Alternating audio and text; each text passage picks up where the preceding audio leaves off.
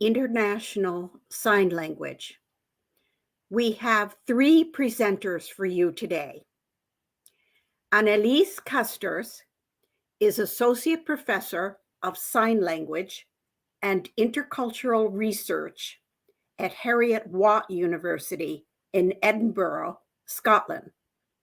She leads a research group undertaking the project Deaf Mobilities Across International Borders, Visualizing Intersectionality and Translanguaging.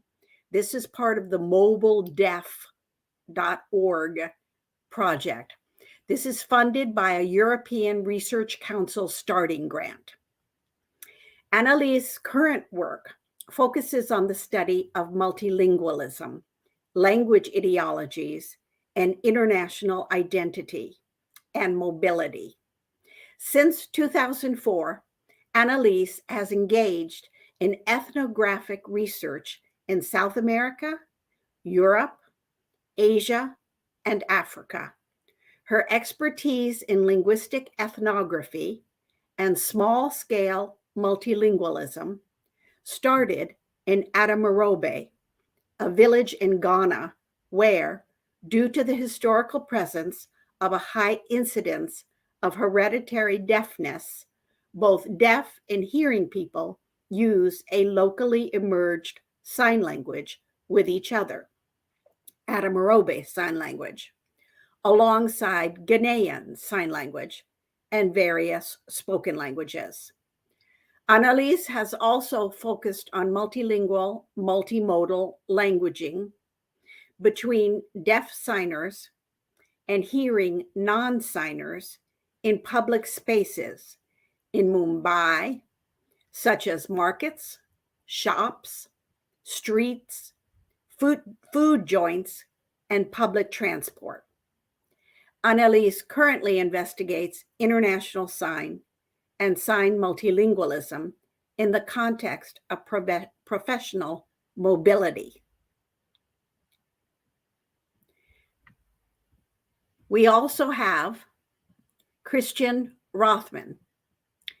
Christian is professor and chair of the Department of Deaf Studies and Interpreting at Humboldt University in Berlin.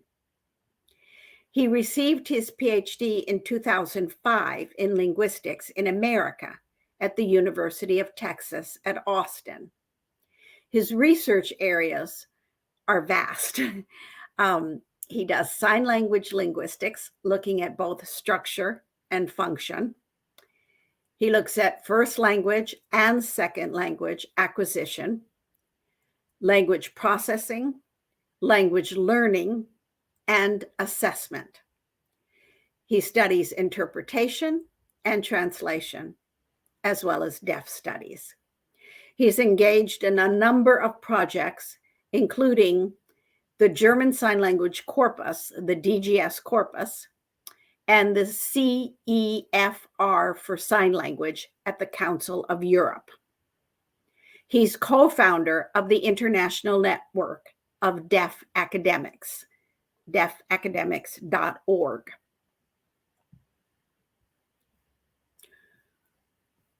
Working with Christian, presenting together, is Ronice Müller de Quadros. She is professor at the Federal University of Santa Catarina and has been in that position as a full professor since 2002. She has done research on bimodal bilingual acquisition. She was part of an NIH-funded project at Connecticut University from 2005 to 2009. She has done research on bimodal bilingual languages at Harvard University in 2015, 2016. She is currently conducting research on code blending languages, NSF funded. It started in 2018. And she is a visiting professor conducting research on international sign language and sign language grammar at Humboldt University in Berlin right now. She represents her university in an association of South American countries. The current members are Argentina, Brazil, Paraguay, Uruguay, and Venezuela. And that group develops and fosters cooperation on scientific, technological, educational, and cultural matters. She is as close to a diplomat as a practicing linguist can get. So we are now ready to welcome our presenters and begin the conference.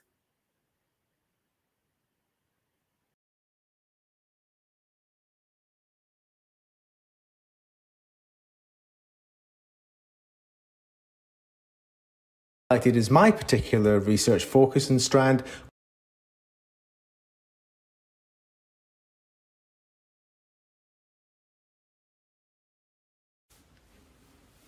Okay, well, today I'm going to be discussing international sign. My lecture contains data stemming from a research project called Mobile Deaf that I'm involved in. The research group has 5 deaf researchers working across 4 different research strands, which you can see shown by the 4 dots on the slide. The dot that's highlighted is my particular research focus and strand, which is professional mobility.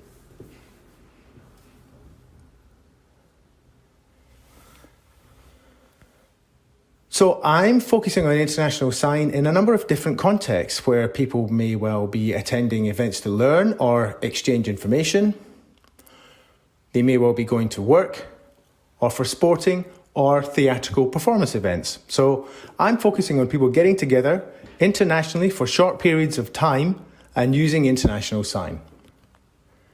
I'm focusing on language attitudes and ideologies as well as language practices. The themes that I explore are international strategies in terms of one-on-one and small groups and how people calibrate. Also, international sign as a teaching language in itself. How people learn international sign and teach international sign, as well as lecture in international sign or present with or without interpreters. Furthermore, I look at online uses of IS and its variants. The methods I've employed are also varied. They include focus groups, interviews, visual methods, recording how people communicate, observations, and field notes, including informal conversations.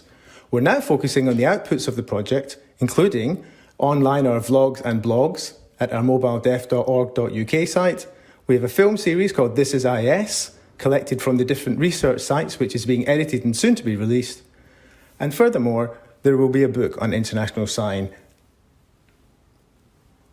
Today, I'll be focusing on one particular topic within all of this, and that is how conferences who have a language policy that stipulates the use of international sign, how that is experienced by the attendees of such events.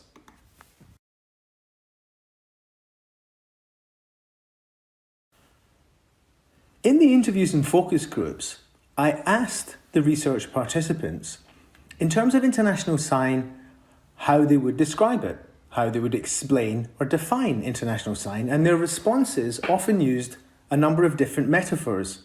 And the reason for that is that international sign is hard to describe and define. So these metaphors include, as you can see, crossroads. The idea being that people of different language backgrounds meet in a common place and intersect and contribute different things.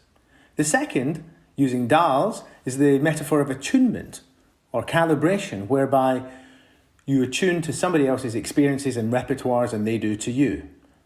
The third metaphor is a salad or salad bowl, the idea being that international sign contains signs from a number of different sign languages all mixed together. The fourth metaphor is that of a toolbox. And the reason that people choose that is that the idea that you have a number of different strategies. So if somebody doesn't understand you, you need to explain things by adding, choosing different signs, explaining things in a different way. And the last metaphor is that of a backpack. So different sign languages, knowledges, experiences and strategies and tools are acquired by different people in these backpacks. And when you meet those from other backgrounds and countries, you have those to pull out and then use and employ in communication. So bearing all that in mind, we can see that international sign is very diverse depending on who's using it and the contexts in which they are using them. So how does that then transfer to conferences where international sign is the language of policy? Many of the participants of these events would talk about privilege. Often, language policies were seen as being intrinsically linked to privilege and privileges. People talked about IS being more easy for those who know European Sign Languages. The reason being that international sign contains many signs from those languages. It's also said by some that it's easier if you know American Sign Language because once again, IS is peppered with ASL signs. Conversely, others said it was harder if you know ASL. Because if you know too much, you may skew your signing towards ASL and you need to keep them separate. And if you know ASL too well, it's harder for you to distinguish between ASL and IS. It was also often said that it was easier for native signers who grew up signing in terms of attunement and signing in different ways. Those who are European or live in Europe can easily travel across borders, the countries are close together, and find it easier to mix and mingle and therefore attune and have the practice of using IS.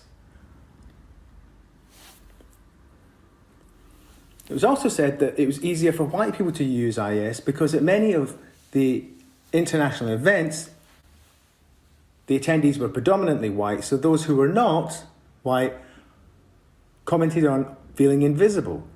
And if that's the case, how could they then mix and mingle and learn international sign practices?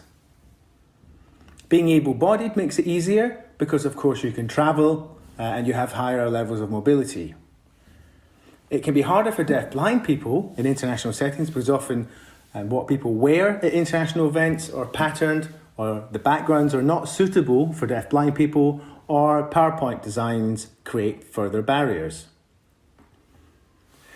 It's also easier if you know English, was said by many participants. Much of the mouthing that goes on in international sign uses mouthing from English language.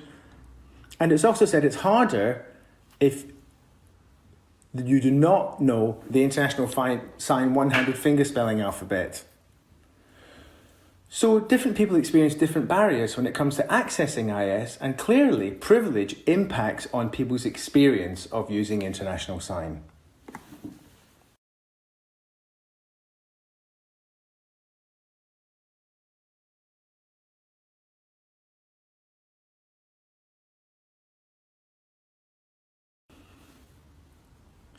Today, I'm going to be talking about 4 different conferences. The first of those is an earlier version of this conference, the Deaf Academics Conference.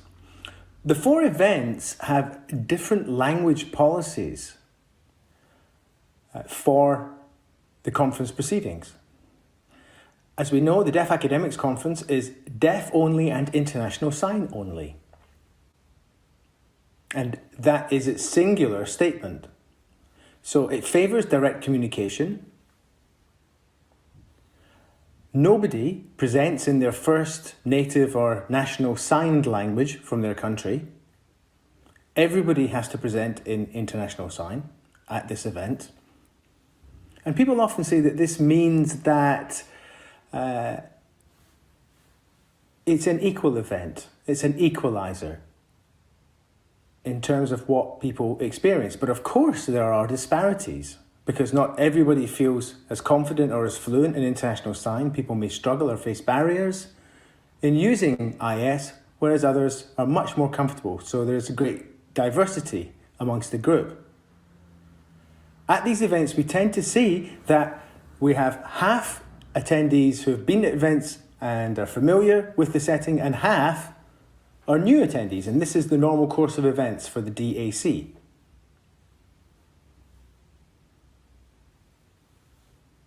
It's been different perhaps online, but at the face-to-face events, what we see is a very fast, rapid assimilation and calibration of people's language and linguistic repertoires and language practices on site. It can be exhausting, but at the same time, very exhilarating and rewarding. This direct communication between academics is very rewarding. My research participants say that this setting and this event shows that there is privilege in access. We can see evidently this is white, able-bodied people who are able to be mobile are privileged, as well as those from Europe and from specific language backgrounds. These are the views given by the research participants and not myself.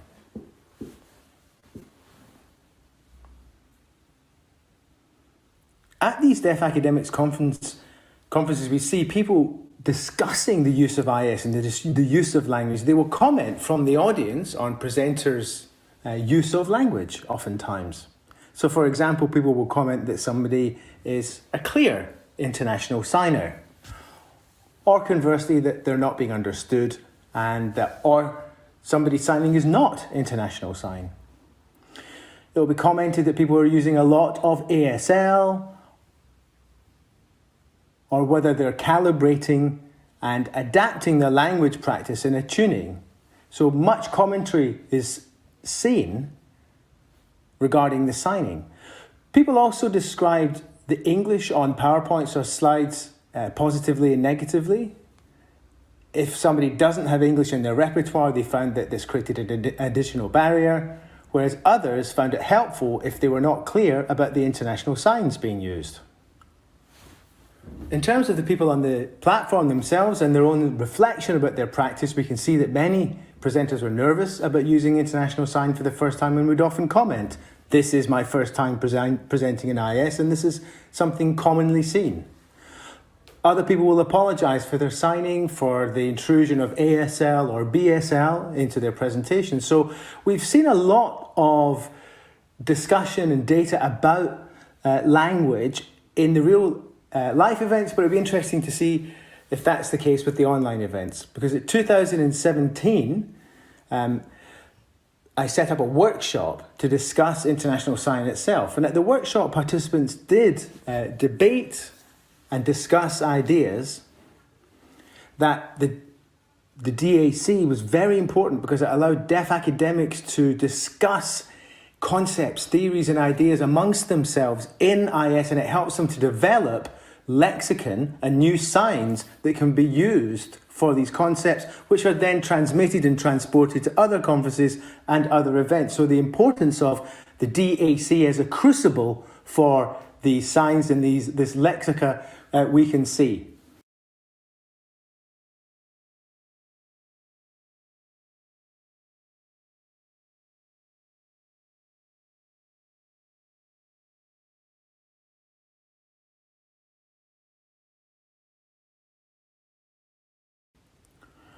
So the second conference that I'll be discussing today had a very different language policy.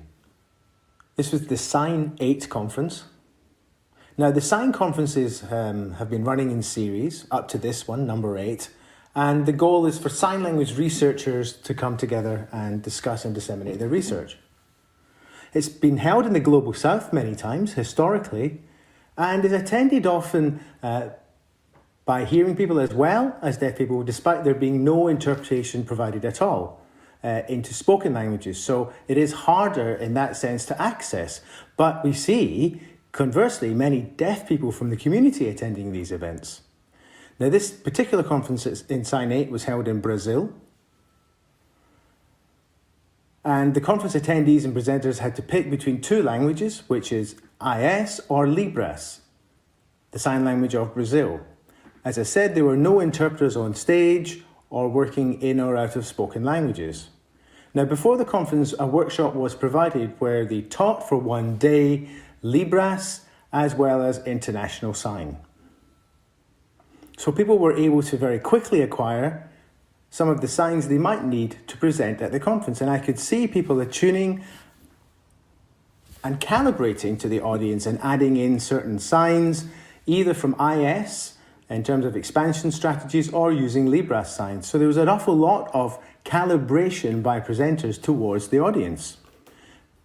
The PowerPoints were an interesting mix of Portuguese or English, and sometimes both.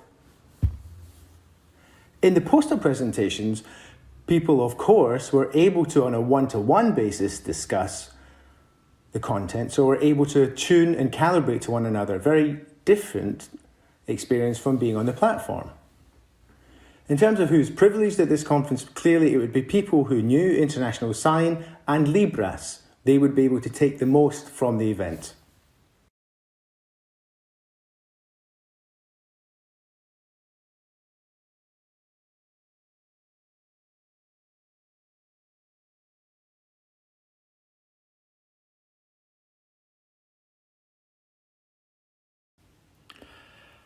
I see in the chat box that someone has asked if the Sign conferences happen every year. Well, as you can see, this conference was called Sign 8. It was the 8th in a series of conferences where researchers come together every 2 years. So these conferences run every 2 years.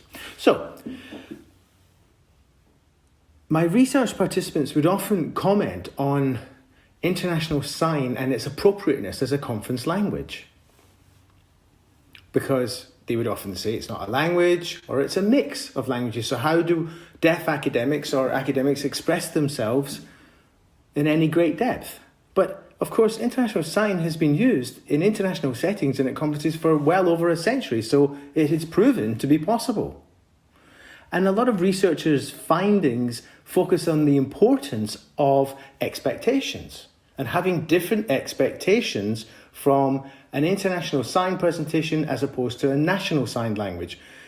It's a different way of understanding information that's going on. An International Sign is different because an awful lot of effort has to be made on clear expression, a lot of hard work done. We can often see that in audiences who are familiar with International Sign events and have experience, know full well that you will often misunderstand parts of International Sign, and that's normal. You may just understand the gist rather than any specific details, and this varies from place to place and setting to setting. At the Deaf Academics Conference, we can see an example of what we see in audiences a lot.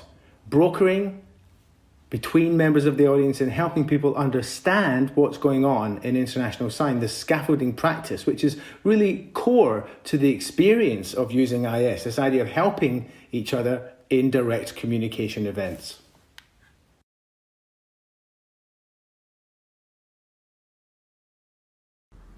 The third conference I'll be looking at is the World Federation of the Deaf, the WFD Congress, most recently held in Paris. The conference had two official sign languages, International Sign and LSF, the French Sign Language, France being the host country. The vast majority of presenters were encouraged to use either one of those sign languages, and spoken language interpreters were present working into two languages, English and French. From what was seen on the platform in terms of sign practice, the vast majority of people used International Sign rather than any other sign language. There were many interpreters present at the Congress working on the stage into IS and LSF, but also in the audience you could see many country sign language interpreters working with their delegations. It was interesting to see who could bring such interpreters, and as you would expect, it was European or wealthy countries where government support was present that we saw more interpreters being provided. Deaf-blind delegates also brought some interpreters to the Congress, and those were evidenced working at this WFD event.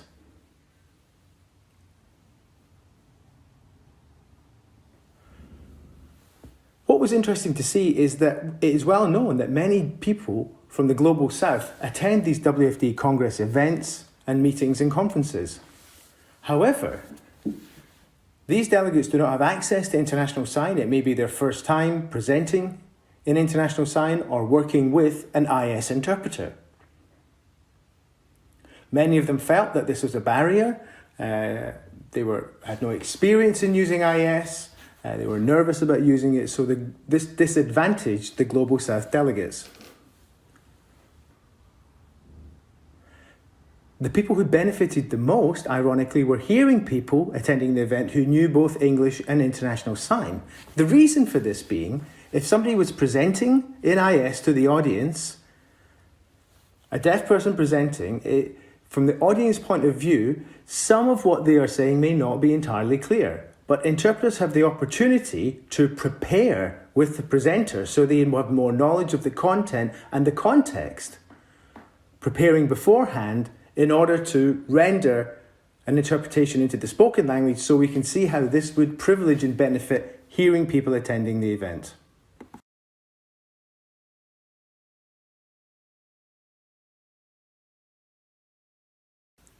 The fourth conference that I'll be considering was the Tisler Conference that happened in Hamburg back in 2019.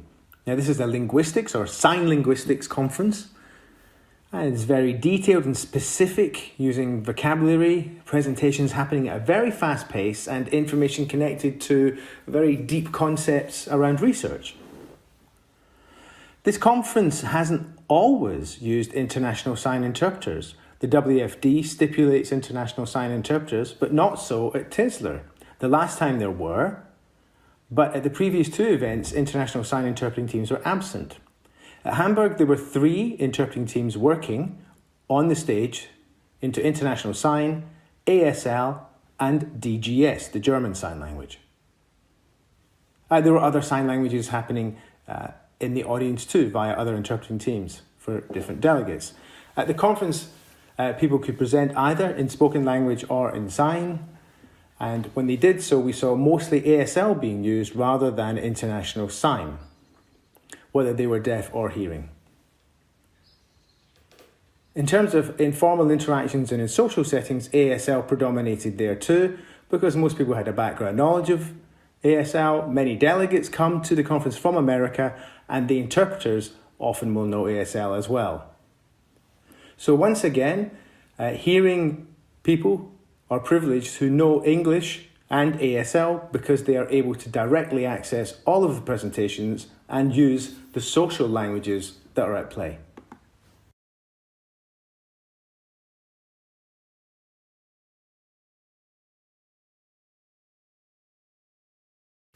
As we can see from this table, there are different language policies at these various conferences, and these different policies afford accessibility to some participants and create barriers for others.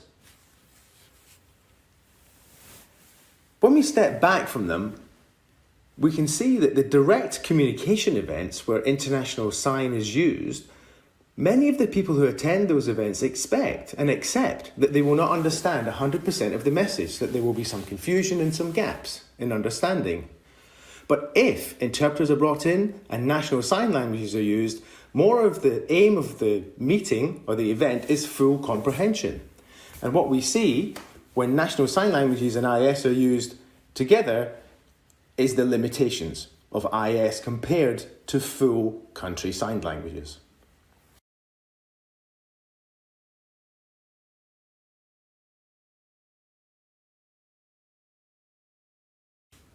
So when we consider these environments, such as these conferences, how do presenters choose between using a national sign language or international sign? What motivates their choices? We must first consider who can present in their own country sign language. Typically, these events, the host country will provide interpreters or language access in that national sign language. So many delegates can choose to do that. Sign 8 is an example of where Libras was used, not through interpreters, but at WFD we see that happening, however not at the Deaf Academics Conference. And also deaf people who can afford to bring their own country sign language interpreters have that choice. But for presenters, why would they choose to use a national sign language or international sign? How do they pick between those two different delivery options? My research participants gave a number of different views and opinions on this subject as to which was the better approach. Some people would say that they selected their own country sign language because they could go more in depth, they felt they were clearer and more comfortable. They perhaps felt they weren't fluent in international sign, and also they wanted to show their national sign language and take pride in doing so. Whereas other people said that international sign was their preferred option. They want to have direct rapport and connection with an international audience rather than working through an interpreter. Some of the other participants said that they prefer using international sign because they don't want to draw on privilege that other people don't have.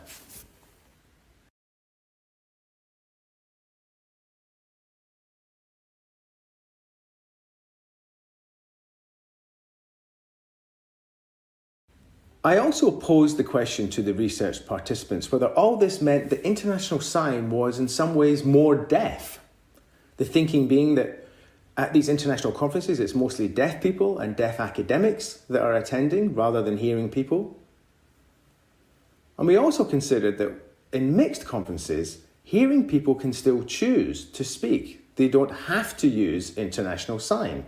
An example being the Tisler Conference, where one hearing researcher did present in international sign on one day, but the following day took the platform and said that they would be using speech as they were too tired to use IS. This is an example of hearing privilege, allowing them the choice that makes things different from deaf participants. Many times these events have interpreters that work into spoken languages, affording hearing participants the ability to work and break eye contact while still receiving the information, which is an unequal situation for deaf participants who must watch the international sign. Furthermore, when you're engaged in international sign practice, you develop and cultivate these calibration language practices and deaf linguistic strategies.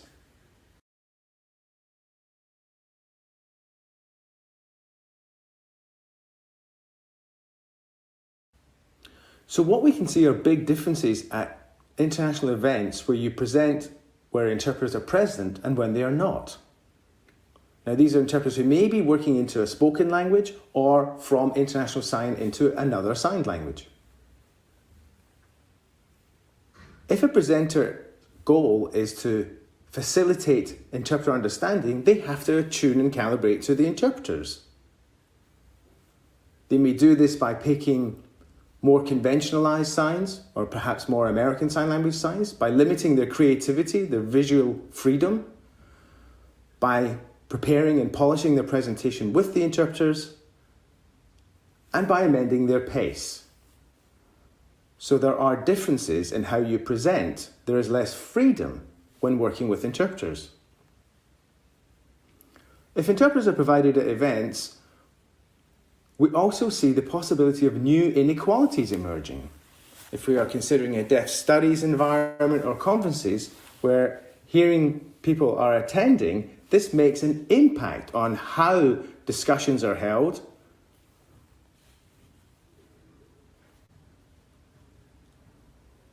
Plus, many international sign interpreters are white and male. So this makes an impact. It's discordant sometimes with presenters, and representation is important. And the final point on this slide links to who is able to bring their national sign language interpreters. If countries are disadvantaged and not able to do that, then what we see is the privilege of the global north coming into effect.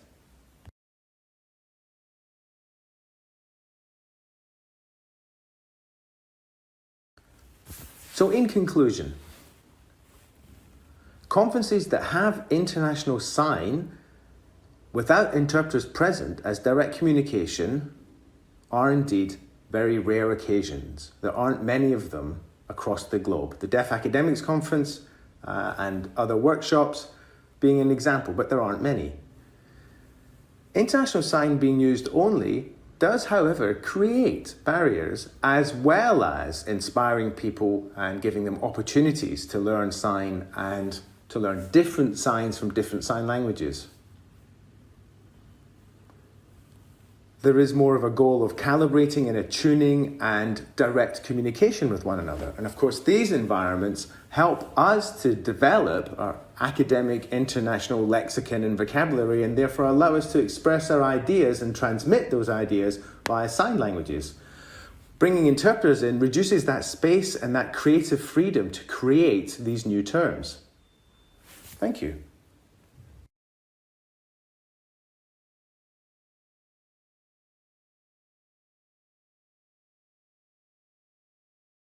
Good afternoon. Today's presentation focuses on international sign language, looking at research I have undertaken with Christian Rathmann, who is based at Humboldt-Universität zu Berlin. I am Ronice Müller de Quadros and work at the Universidade Federal de Santa Catarina in Brazil. Before we begin our presentation, we'd like to thank the many deaf people from around the world who shared their experiences with us. We would also like to thank CNPq and Humboldt-Universität zu Berlin for their financial support, which has allowed us to undertake this research and present it to you today.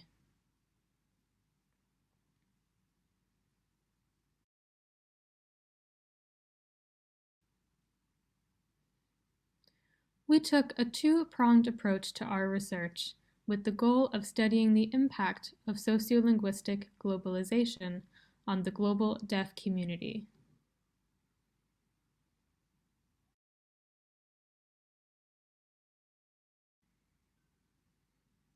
And to look at the linguistic properties of international sign language.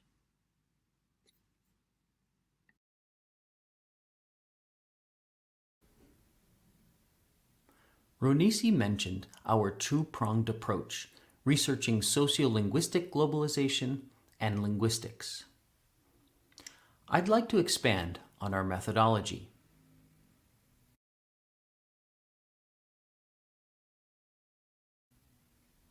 The initial step of our research was to send a video survey in sign language consisting of 4 questions, asking about participants' language use, language experience, their journey and exposure to international sign language, and how they perceive international sign language.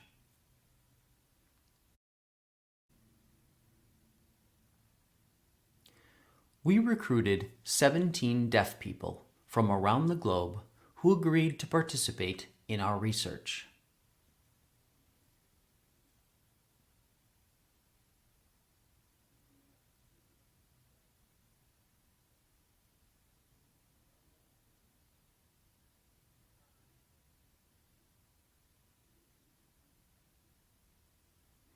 Importantly, there was no direct interaction amongst the participants, nor between the researchers and participants prior to the survey as part of this study.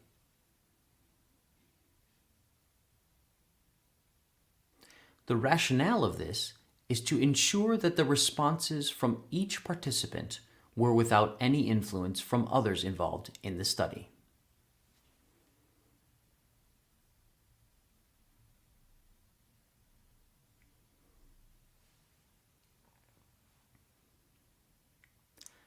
After we received responses to the survey questions, we set about analyzing the data.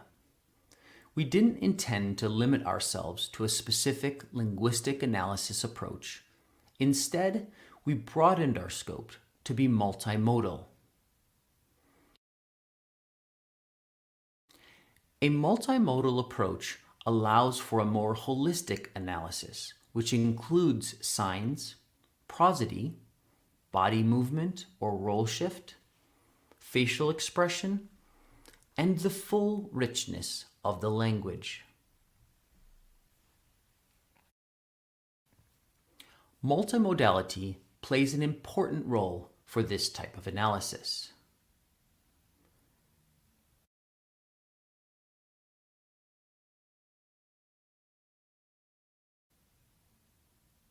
Analyzing our data by adopting a multimodal approach allowed us not only to consider linguistic features, but also the participants' own perspectives on language, thus allowing us to analyze our data with both a linguistic and sociolinguistic lens.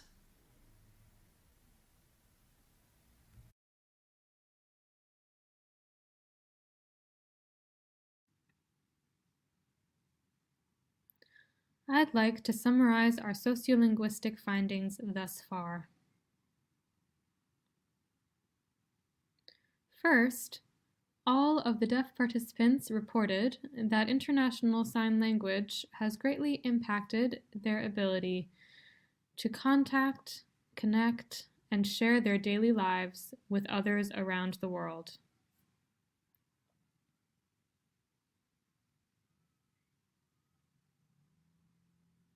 Second, they expressed that there is vitality in International Sign Language based on its rapid uptake and growth.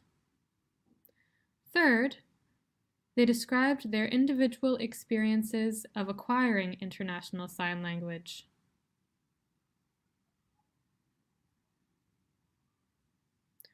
Our fourth finding shows how International Sign Language is transmitted by deaf people within deaf communities.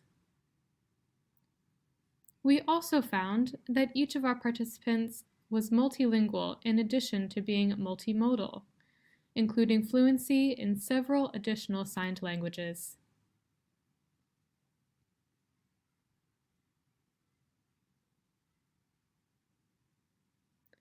And last, the globalized nature of International Sign Language shows sociolinguistic globalization effects.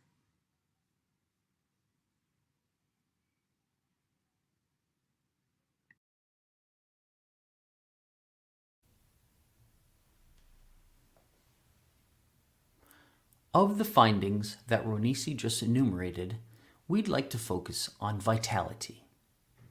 The ease and frequency of using International Sign Language facilitates interactions with signers worldwide.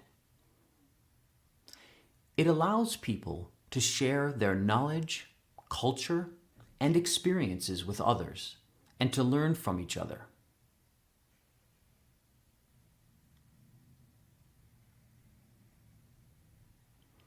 International Sign Language doesn't exist in only one place, but in many different spaces, which all impact and interact with each other.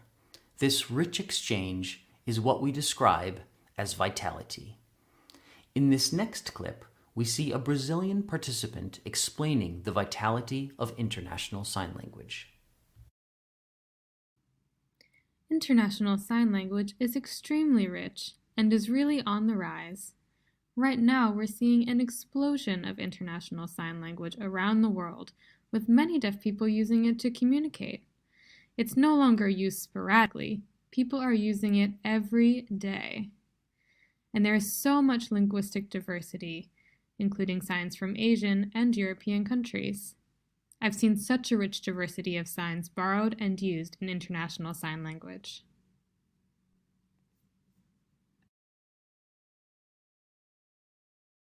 As previously mentioned, we've noticed an interesting dynamic related to how International Sign Language is used in certain spaces. There are temporary spaces, like the World Federation of the Deaf Congress, where people come together, communicate using International Sign Language, then leave.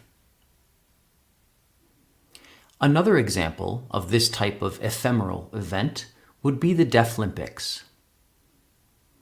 And there is an exponentially growing number of these types of opportunities nowadays. At the same time, advances in technology have been a major catalyst for the rise in International Sign Language. The internet and social media platforms like Facebook have given us virtual and non-temporary spaces where people can converse and debate. People can interact and participate in different groups at any time, and there is now a growing number of conferences happening online where International Sign Language is used. Through these virtual spaces, individuals and groups of people can meet, network, and socialize on a massive scale. These spaces and their vitality continue to expand. Another aspect we investigated is how people acquire and learn International Sign Language. And our participants demonstrated that there are a variety of ways. 2 of our participants learned International Sign Language while growing up in a deaf family where it was used in the home. These participants acquired and learned International Sign Language in addition to their national signed language. This evidently shows how transmission of International Sign Language can happen in deaf families.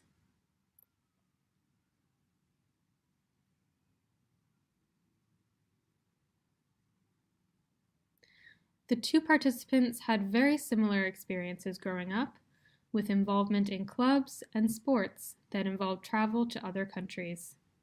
Through those experiences, their families became familiar and comfortable with International Sign Language, and eventually multilingual.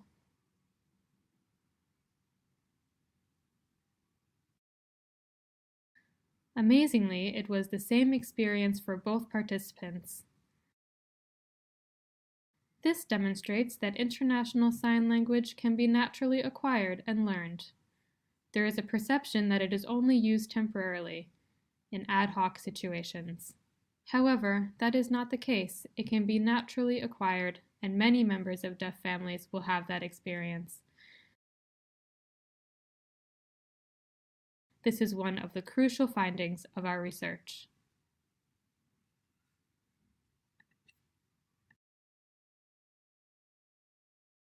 Most everyone in my family is deaf. My siblings, my mother, my father, everyone is deaf. When I was growing up, we would often drive on holiday or fly to other countries, and we loved meeting and connecting with the local deaf community. As a child, I'd watch how my parents communicated with other deaf people when we traveled. I'm not sure I would call it International Sign Language. It was based more on gesturing and pointing. I learned a bit from watching them and signed the same way with the other deaf children in those places.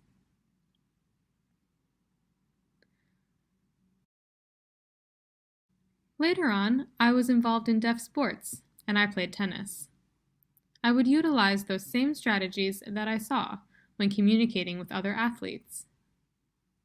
I didn't think of it as International Sign Language at the time. I was just being more visual. But the more I thought about it, the more I thought, this is actually International Sign Language. But that didn't happen until 2007 at the WFD World Congress in Madrid. It was there that I was thrown into the deep end and met so many nice people from so many different places and saw so many new signs. It was all new to me and so interesting. Ever since then, I've regularly attended international events and celebrations.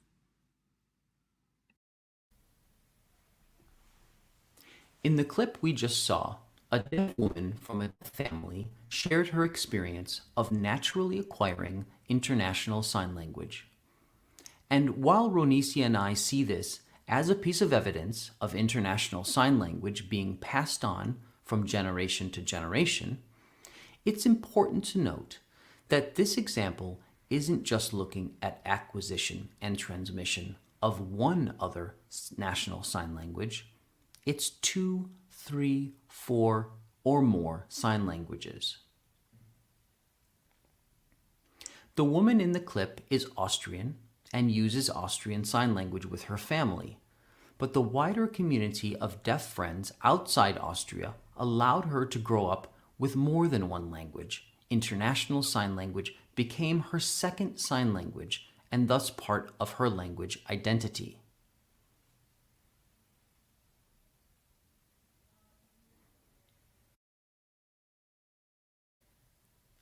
What we just saw was only one pathway to learning International Sign Language. Of course, there are other ways. For example, a signer who is fluent in their national sign language can learn International Sign Language as a second language. This is what we'll see in the next video from an Argentinian participant.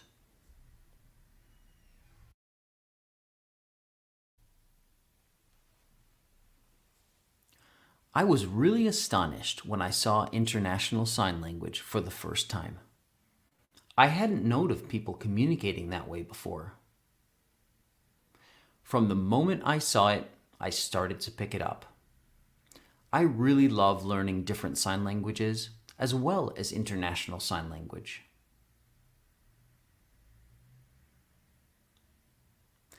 It's important to have contact with different people.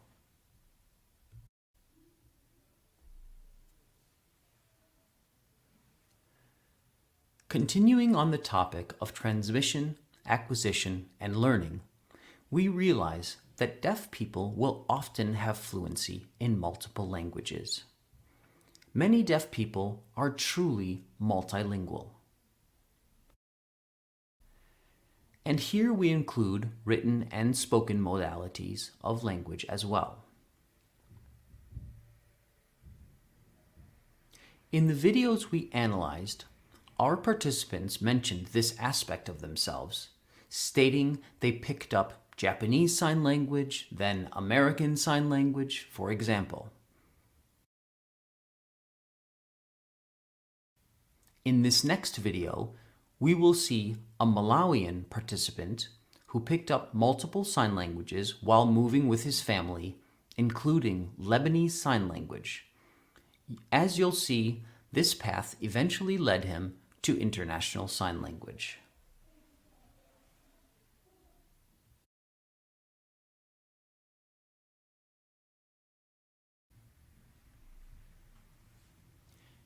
In the past, I never really thought about international sign language, but it's an interesting concept, especially considering my family.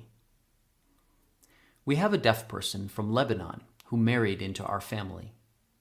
He and his family moved to live very close to my family.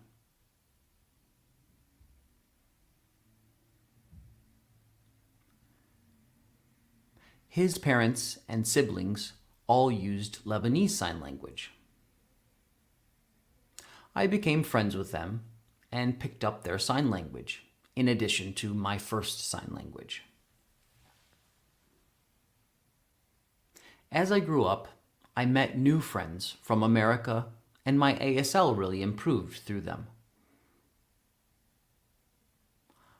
I was fluent in Malawi Sign Language when I moved here to South Africa, and of course picked up South African Sign Language, which was my fourth sign language.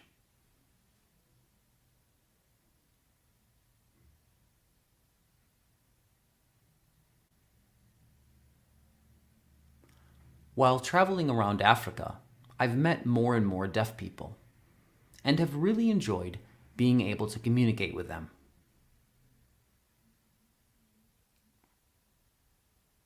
International Sign Language has helped me have a more global perspective and opened my mind. I used to be hesitant, but now I feel confident speaking to deaf people from other countries.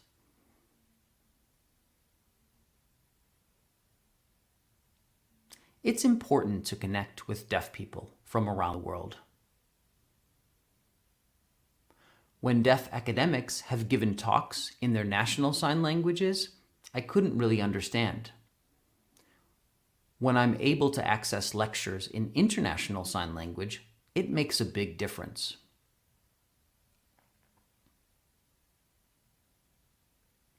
Another example is with deaf refugees who have relocated here due to unrest. When these people need access to police or government services, I can help them communicate using their sign language or through international sign language. I've really enjoyed being able to use international sign language. I think most deaf people should know it for conferences, to connect with friends, and communicate with signers from other countries. It has really opened up the world to me.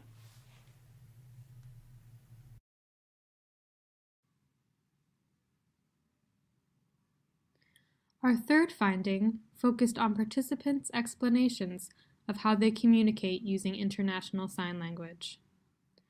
We learned about their discourse strategies and how repair mechanisms used to clarify misunderstandings are different from those who are cross-signing, which can be a difficult process of negotiating. With international sign language, people have more fluency. Our findings show that after learning International Sign Language, people can interact and manage communication with ease.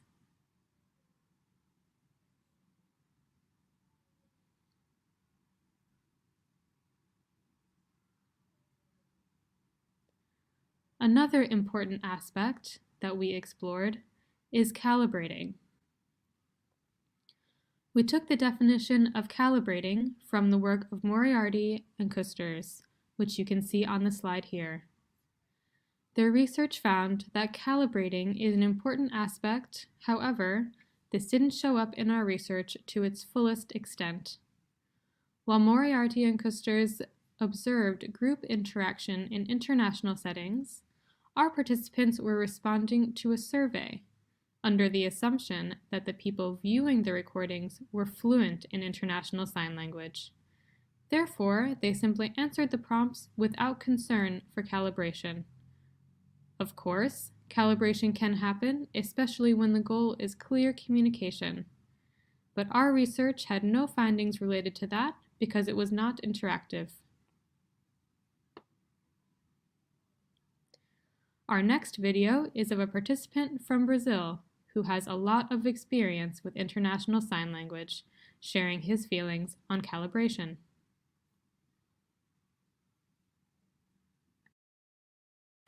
Two settings come to mind. One is my work as an International Sign Language interpreter and presenter. With a larger audience, I'm very careful about my sign choices to ensure I'm clear and can connect with my audience. Time, the people involved, and matching their language needs factor into my choices, and I prepare diligently to provide a quality interpretation or presentation. In the second setting, time isn't so much of a factor. It is social, and I'm free to just meet people and have conversations. I have more flexibility to use additional strategies, not just textbook International Sign Language. I have more freedom to try new things. For example, if I'm talking with Christian or Ronice, who both know ASL, I will add ASL to my International Sign Language, so it's a mix of both.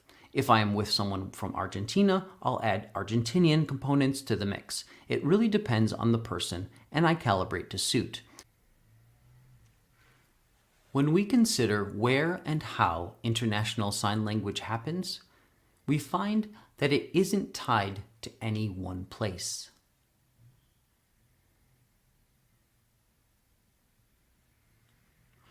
Rather, it is a phenomena of interaction. It occurs any time and place where people from different countries come together, and this increases the proliferation of International Sign Language. This ties into what Blumart and other authors have said regarding how culture is tied to a country. However, our view is that International Sign Language and the cultural exchanges that happen with it is not beholden to any one place. Instead, we see it primarily as a function of cultural interaction. So when we look at the impact of the connection between language and country, we see that in this context, language and culture cannot be territorially bound. This shifts the traditional view that language is primarily connected with place, to one where its core rests on cultural and linguistic practice. Our presentation aims to look at both sociolinguistic and linguistic factors in International Sign Language. Before we move on to the linguistic perspective, let me take a moment to summarize our sociolinguistic findings. As we've seen, International Sign Language brings vitality, is ever present, and is passed on from generation to generation. It can be learned as a second language, and the people who are using International Sign Language are already multilingual.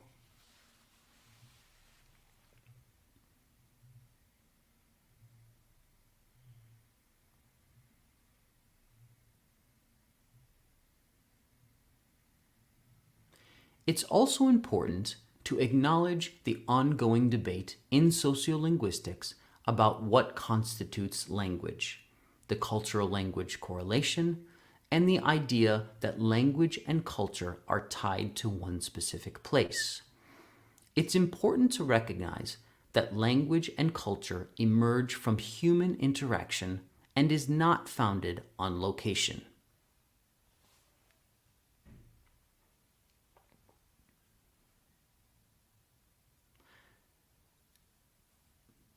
Now, let's shift our focus to our linguistic findings.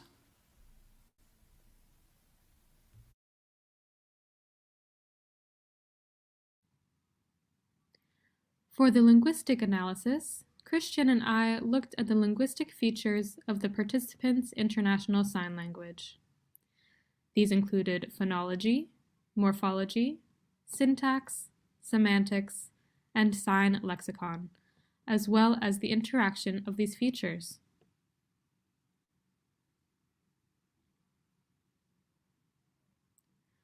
We did find variation within our dataset. Interestingly enough, those variations were the same types that have been documented in other languages.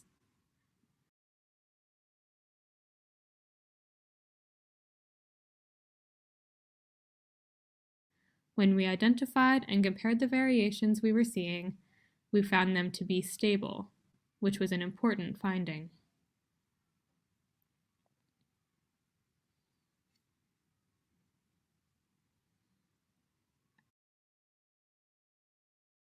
Our analysis of the 17 participants' responses found complex linguistic structure, as opposed to an ad hoc system. We saw multiple examples of structure emerge from the data. For example, we have a list of prosodic cues on this slide, which we found in the responses.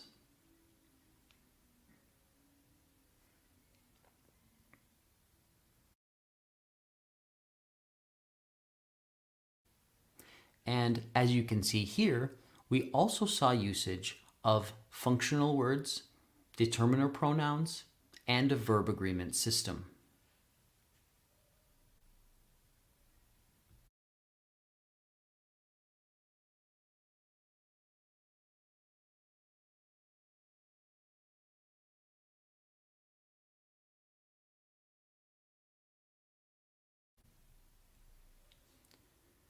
When we looked at lexicon, we were able to divide them into nouns and verbs, which you will also see in the video clips on the next slide.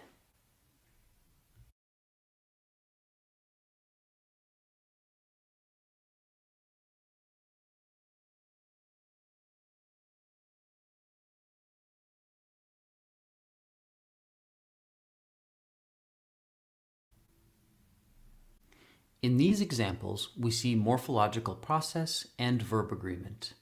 Let me show you some more.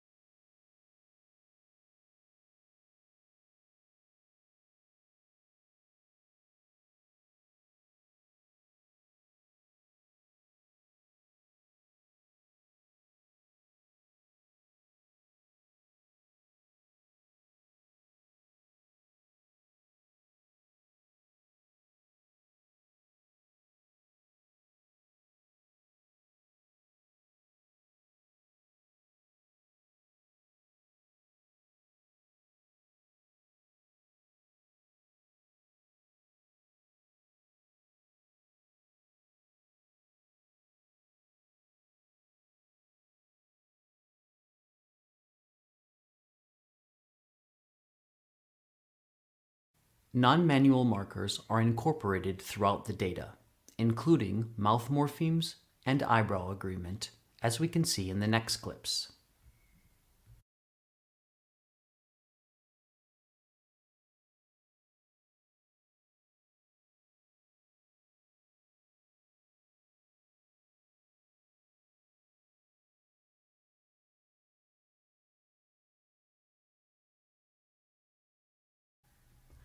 As you can see, complex structure is present in the language used. These examples are not merely simple phrases, but intricate and complete sentences, as we will see.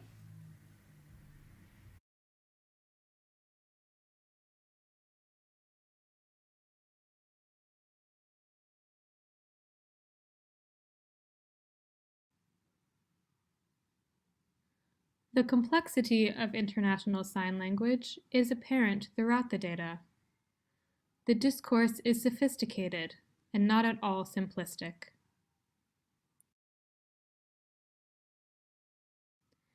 There are complex clauses, including conjunctions where there is a connection between the structures of two clauses. We also saw disjunction and adversatives, which we will show you now.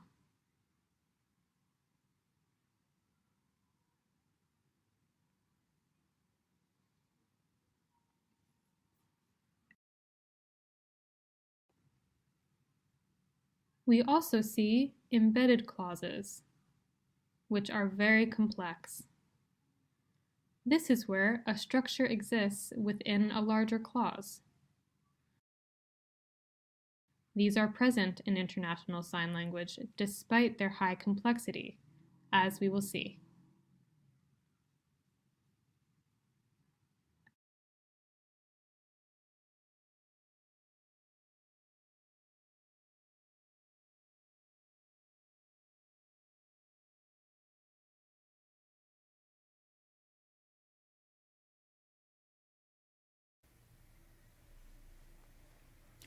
Along with the sophistication of the features mentioned, we also see a marked fluency in their expression. There are no disjointed pauses or breaks for the person to figure out how they might express themselves. There is cohesion and coherence in the communication.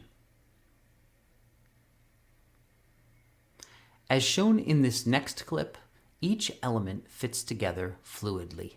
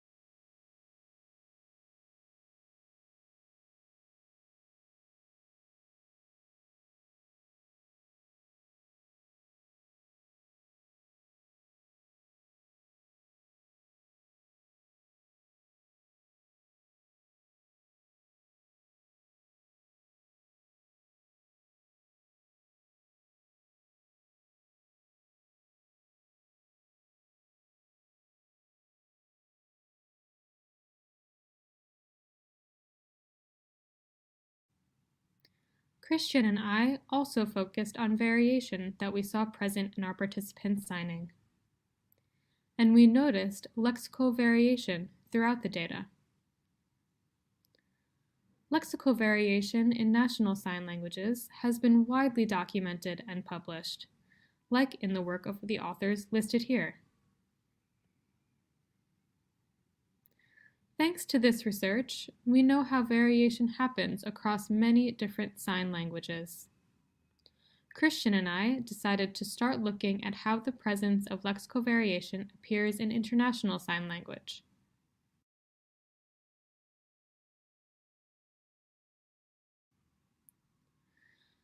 However, one interesting thing we found is that just like variation in national sign languages is due to the overall lexical stability,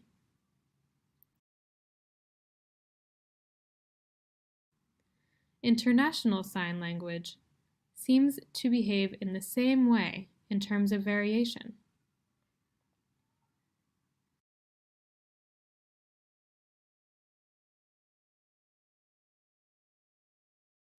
Let me show you an example.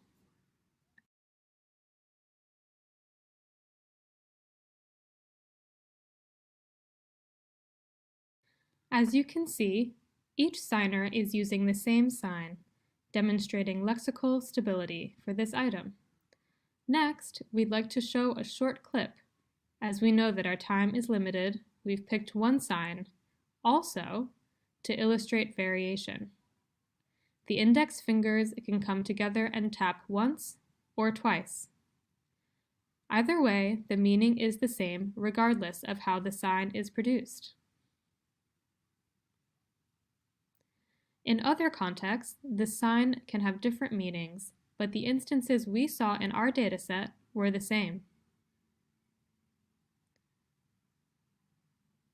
We chose this sign as there were several examples in the larger dataset. We compared within and across signer tokens of also to show that there is both stability and variation.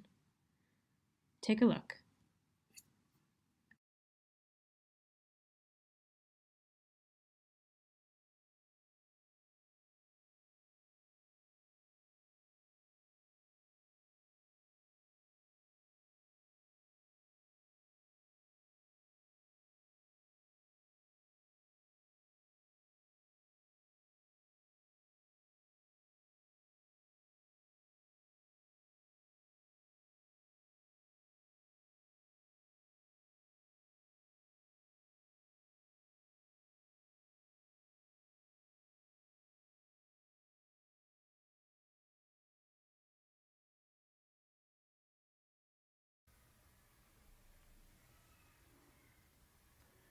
Variation is at the heart of language and is core to all languages.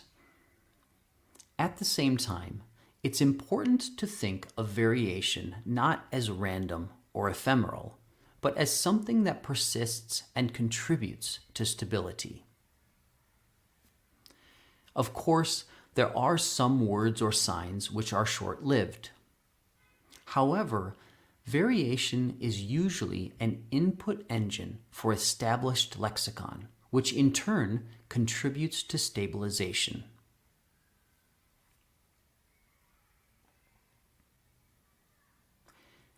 Taking my native German Sign Language, or Libras, Japanese Sign Language, and others as an example, new vocabulary arose and was developed over time.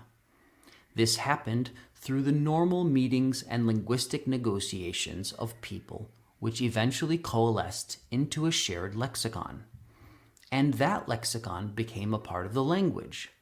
This process is reflected with International Sign Language.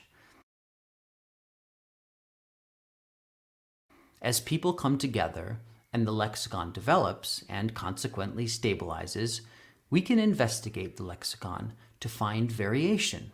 The concepts of variation and stabilization are very important. Both are clearly present in International Sign Language.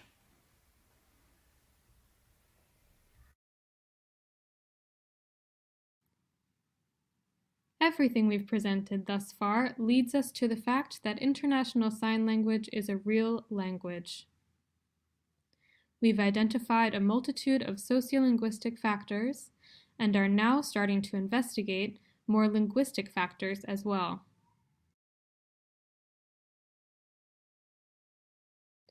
Both perspectives demonstrate that International Sign Language is an emerging language.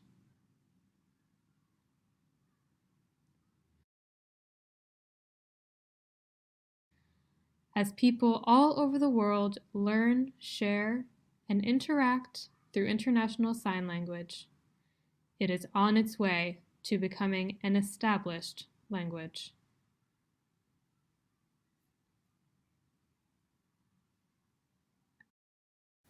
Our findings clearly show that International Sign Language is a product of the global deaf community. This language is incredibly powerful and opens up the world for deaf people to share their culture, beliefs, and knowledge.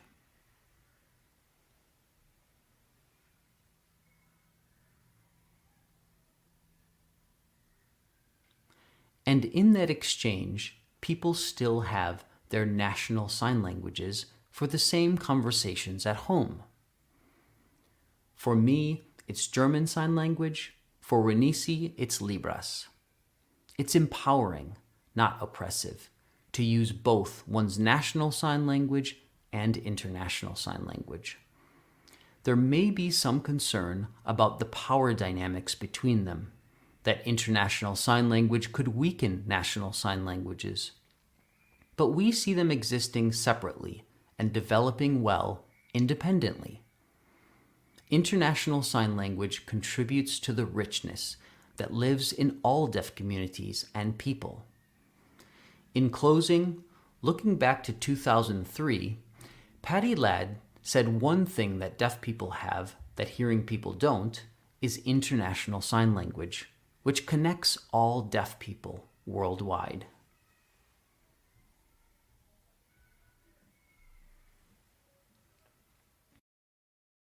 Deaf people are all connected, and with International Sign Language, it's important to remember that in its use, in addition to a person's national sign language, national written and spoken language, and the many other languages they may know and learn, contribute to the natural and wonderful example of human multilingualism.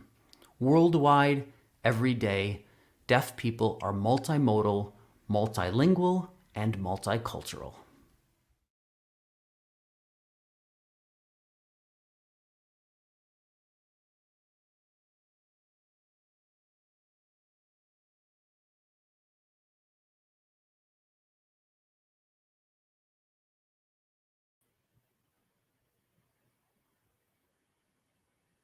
Hello again. We had those wonderful presentations. So now it's time for us to take your questions. We have a few questions to start with already. So let us do that. Annelies, in particular to you, in your view, do international signs tend to become an autonomous language? Are there any, is there evidence? What kind of evidence is there that they are becoming autonomous languages?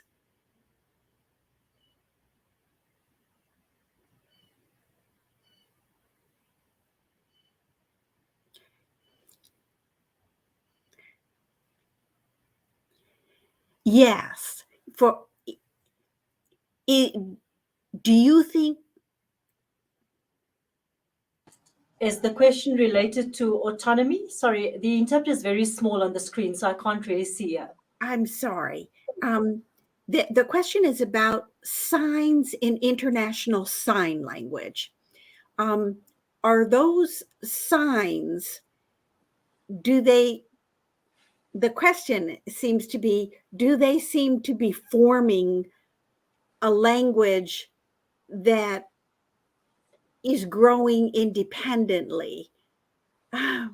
Maybe I'm not exactly sure what the question means.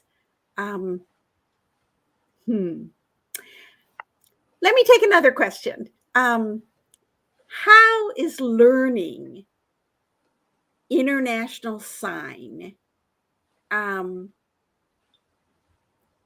Okay, you can learn international sign and you can learn a second sign language. Which do you think you would encourage someone to do with respect to linking into the culture of a deaf community?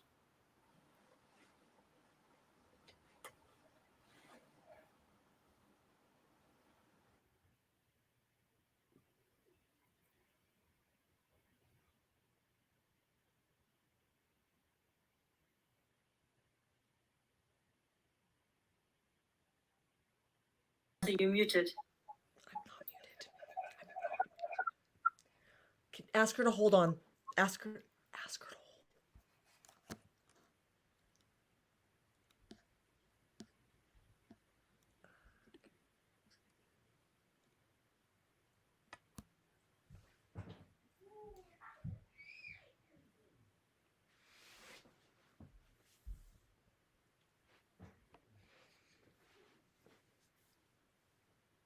So in my research, we've seen people from different countries using various sign languages, using international sign, but also learning the national sign languages simultaneously. So you can learn them at the same time. And also, if you're learning one sign language, perhaps at a school, it's very different to then learn international. It's a very different way of learning international sign, where you're doing a lot more of this working through the various signs with the other person and negotiating and calibrating to the other person, where you wouldn't do so much of that with a national sign language. Thank you. That answer brings up the issue of how deaf people in general communicate with each other. That is, deaf scholars have pointed out that you draw upon whatever you need to draw upon in order to communicate. So if you're going to do that anyway, why do you have to codify it into an international sign language?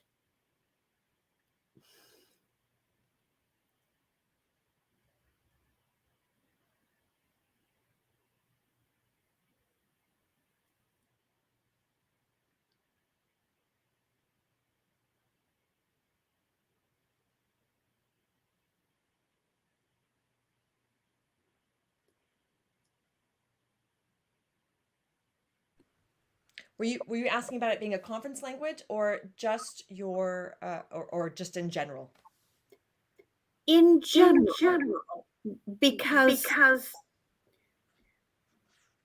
the three of you have talked about how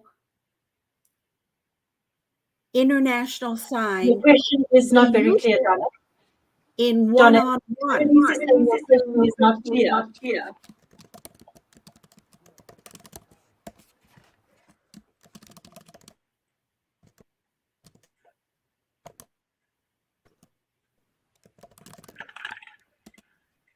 I'm trying to see who the question is coming from. I'm trying to read the question.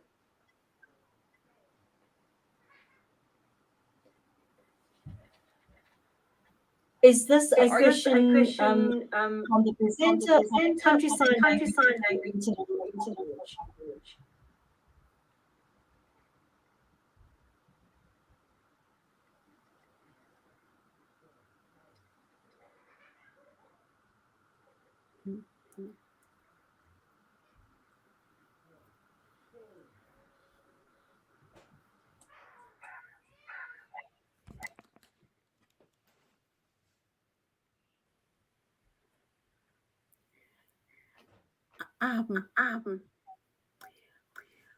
Okay. I have another question. International sign. Annelies, I think it was you. I'm sorry, Donna Jo, to interrupt you. Would you mind putting the question in the chat so I can read it? Because there does seem to be some sort of confusion here with the interpretation and the technology. Okay.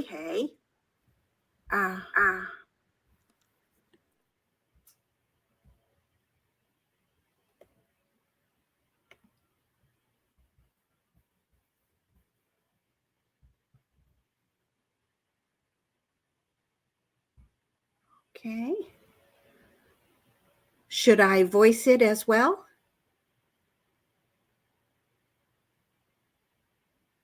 Okay. Is the question clear? Yes,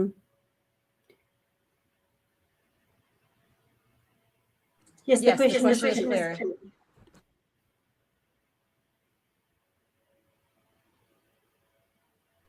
Yeah, I actually think that question is more pertaining to Christian, because he understands and has looked a lot more at the structure and various linguistic aspects of sign language. So I wonder if Christian might, or Ronice would like to come on and explain that.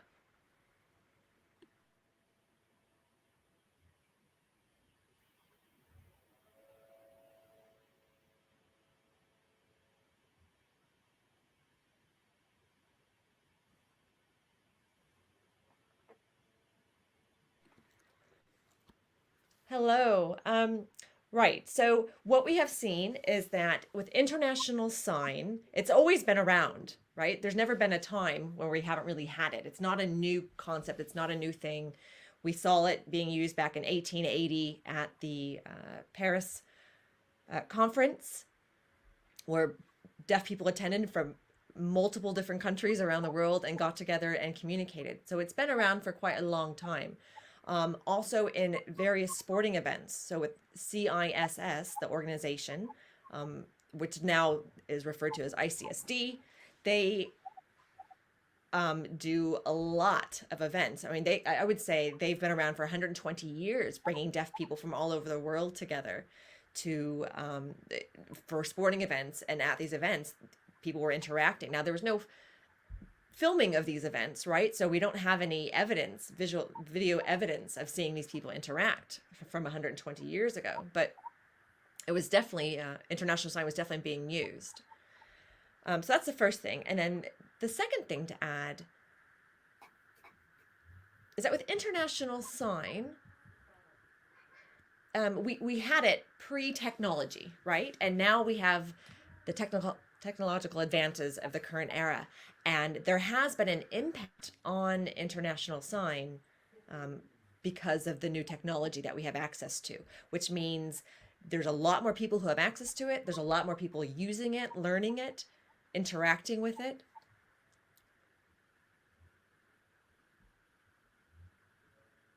But again, these are people who have privilege, right? These are people who have access to the internet. These are people that can afford computers and all of those types of things, right? So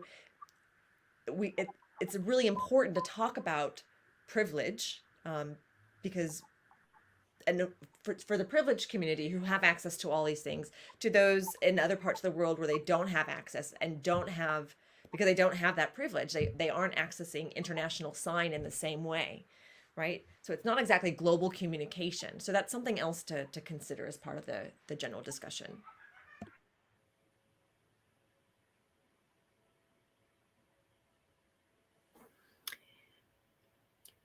I have a question for all presenters.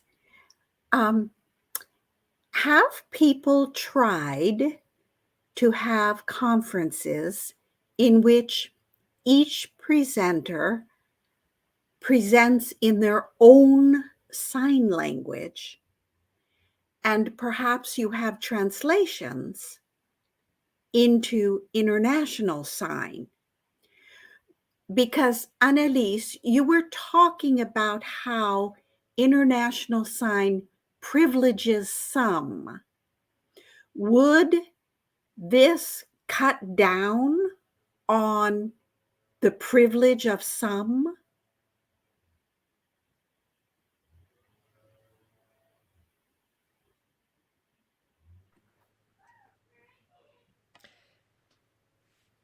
Yes. So, right, if we had the perfect world, we would definitely have a better situation where people were able to use our national sign languages and international sign. Yes, but we don't live in this utopia.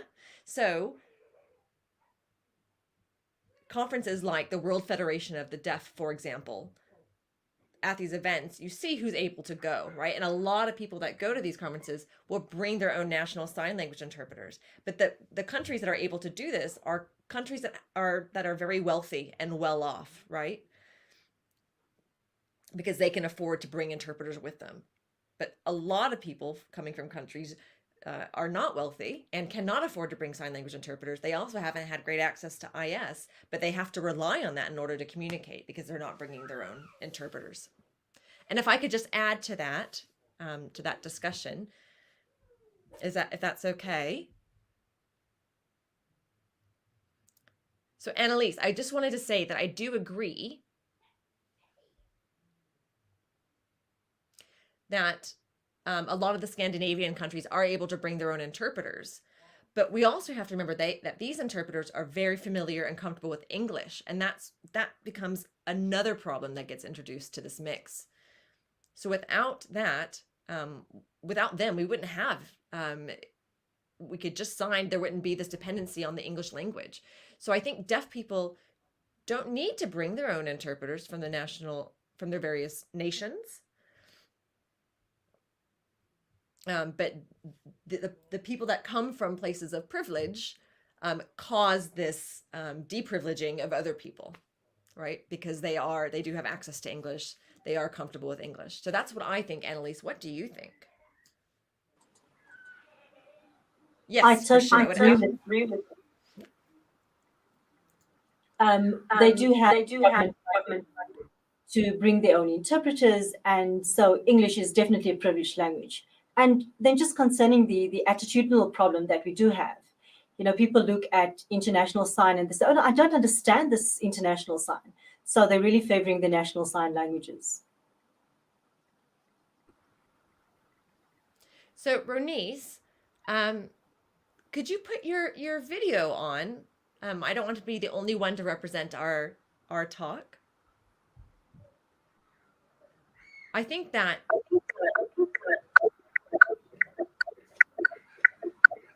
a lot of people say that international sign is not a language and that it's inferior, and that national sign languages are superior to international sign, and there's more prestige using a national sign language. And so we're not saying that that's not true, but there's an attitude that we've seen from the research that international sign is not the attitude that international sign is not a language causes a lot of people to disparage the use of international sign.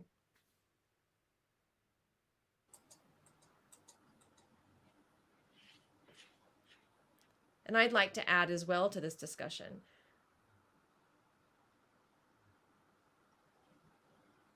So we have the national sign languages, but for example, in Brazil, there's a meeting that takes place every 2 years.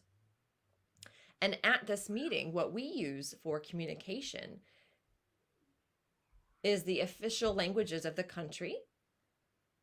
We use Libras and International Sign. So those are the signed communication systems that we use. And if deaf people have a choice, they can either rely on the Libras interpretation or the IS interpretation. And when they want to do their own presentation, those are also the languages that they are allowed to use. And we've done that every 2 years.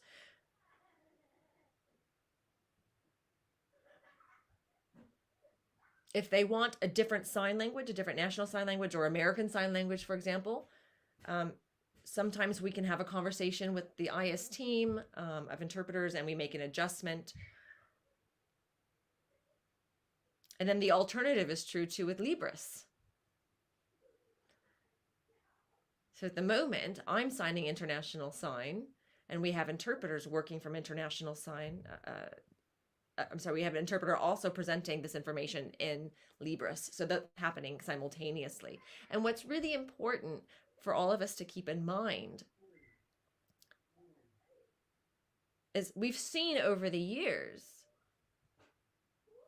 the progression of sign languages being used and being respected as standard languages and codified languages, and that variety is being respected as well. However, Christian and I are doing research, and our work has shown that people from all over, regardless of where they are in the world, that they're able to understand just fine. They're able to follow along. because we have shared language. An international sign is that shared language, which allows us to communicate.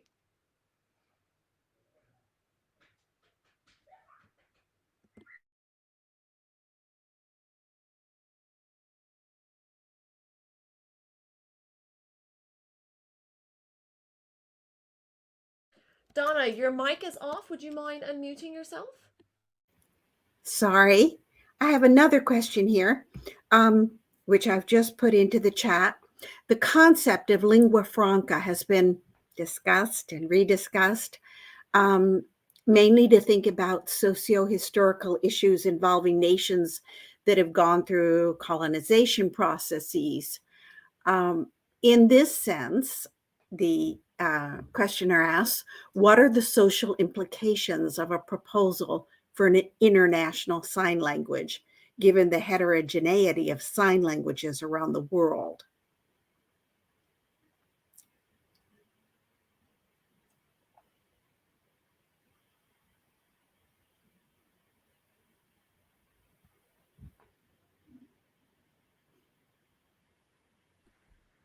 Christian is suggesting that Annelies take that one. I think international sign is not proposed. It's really just a natural language that has evolved. For example, at the World Federation of the Deaf Congresses, international sign languages are used. And so WFD said, well, we don't really need a list of these international signs. And they kind of, taken aback by the impact of it. And they really want to push for recognition of national sign languages and the need for national sign languages to be recognized. So this is why the proposal is there for international sign and not international sign language. This is a very different perspective from what Christian and Ronice is really advocating for. So these are really two different perspectives. Yeah, I think the research has made an impact with WFD. So in 2005,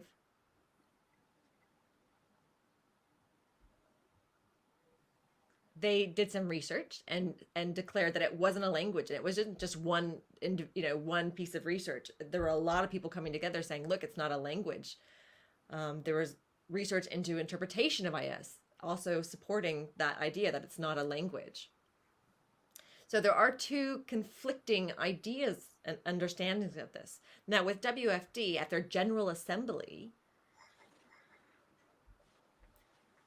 they have not wanted to utilize national sign interpreters in the main room during their meeting, which really conflicts their mission, which is to support national sign languages.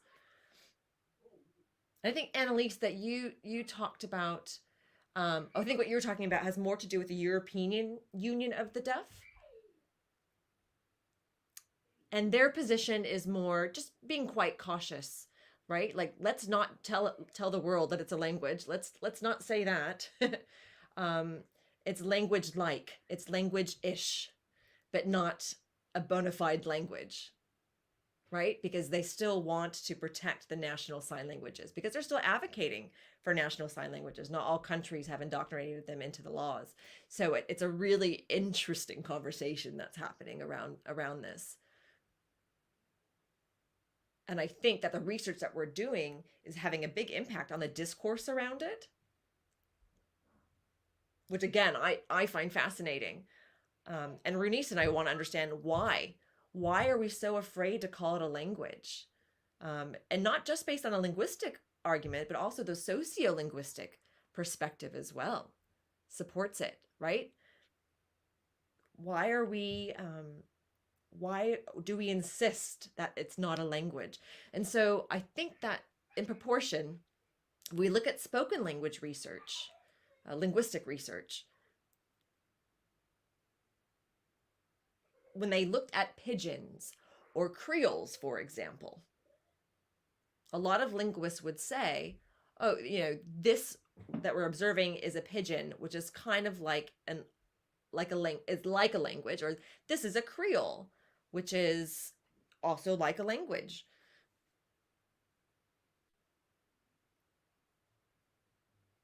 And Michel de Graaf, who is a very well-known linguist, she looked at pigeons and she said, everybody stop. Pigeons are definitely a language. Let's not play around with this. They are a language. And so again, I find this absolutely fascinating. The whole debate around this is fantastic. Can I add to this, Christian? So the disregard for not calling it language might lies within the approval of languages, because we looking at researchers, and research has said, well, this is not language, it's just gestural. And international sign includes gestures. That's more linked to home signs and having a kind of salad made up out of the different signs. So now we're looking at international sign and we're looking at the different sign languages and how these are influenced.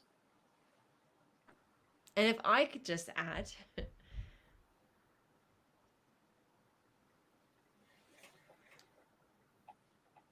so we've been all over, right? And people all over will say, yes, we use international sign, and international sign has language-like properties. We can communicate in it. We can share information using international sign. And I know, but they also will say, but it's not a language, because that's what has always been said, right? That's what we've said for such a long time. But people can tell stories, they can give information, they can do all sorts of things using IS. And when you watch it, it's a language. So some people will say, well, it depends. IS is more gestural. However,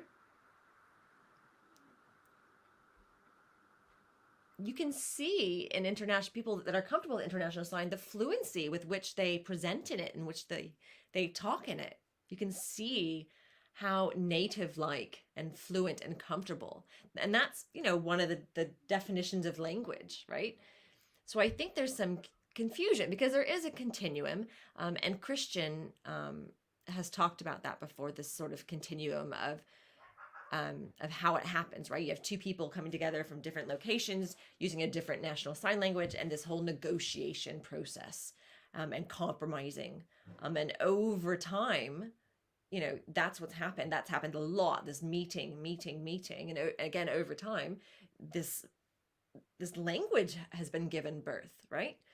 And so it's definitely it's the same as somebody learning an L2. You would learn IS in a very similar way. In the beginning, it's not so comfortable because it's not your native language. And after some time and practice and experience, learning the vocabulary and interacting, after all that time playing around with the language, you eventually become fluent in it. And I think, in the past, we haven't really talked about it. And I think it's important that we do talk about it.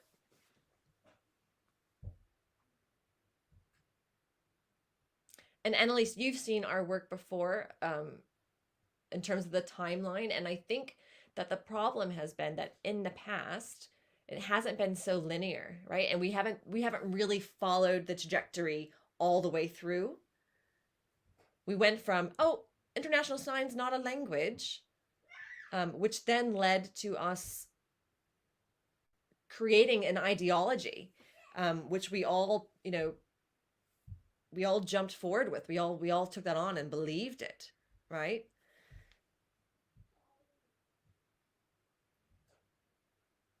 But it is a negotiated language. It's definitely a linguistic activity. It's cultural. It's quite flexible. But in terms of the work that happens with interpreting into IS, there hasn't been as much research. So there's been a lot more which predicated it. And Lori Wynot did her PhD work.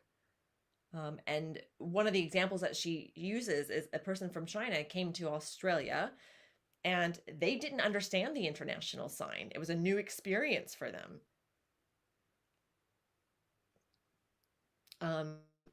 and they struggled to get through that. So again, we get stuck in this ideology, and I think that, again, we need to go back and we need to look at the research that we did in the past, not just create new research,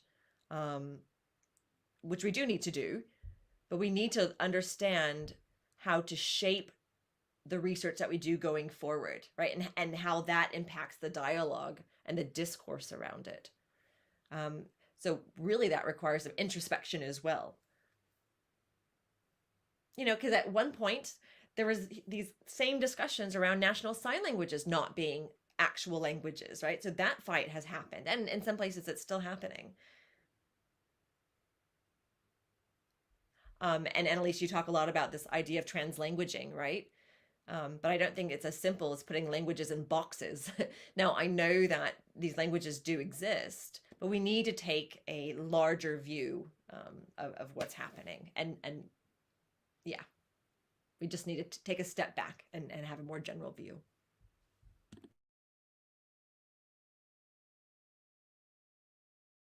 Donna, Joe, you're still muted. Okay. I wonder if I could jump in here with a playing devil's advocate question even further. You know, you talked about fluency, but you can be fluent in something that is not a language. You talked about the fact that International Sign Language is not immediately transparent to other people, but you can be arbitrary and still not be a language.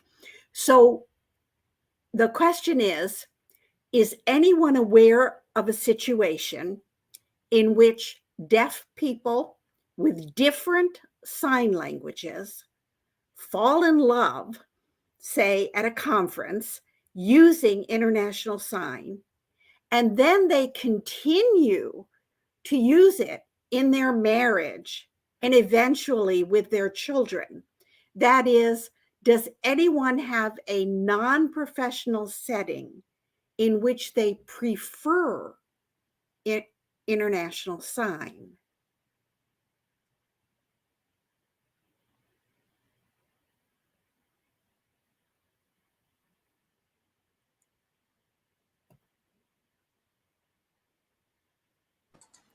Yes, I'd love to answer that question.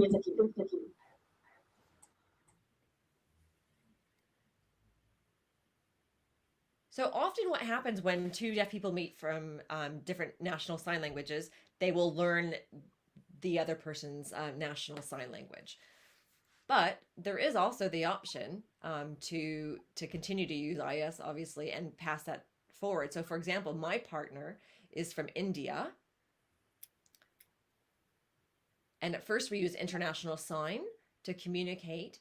And then over time, we got married, moved to India,